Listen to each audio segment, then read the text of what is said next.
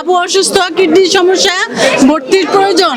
এখন আমরা কথা বলতে পারতেছি না, ডাক্তারও দেখাইতে পারতেছি না, ইভেন পিচ্ছিটারে ভর্তিও করাইতে পারতেছি না। এই যে রিপোর্ট নিয়ে আসছি, বাবুরা ভর্তি করাইতে পারতেছি না কিডনির সমস্যার জন্য। আমার মনে করেন যে এই বৃহস্পতিবার অপারেশন করার কথা, যে পরিস্থিতি, এই পরিস্থিতি কেমনি কি বুঝতেছি না।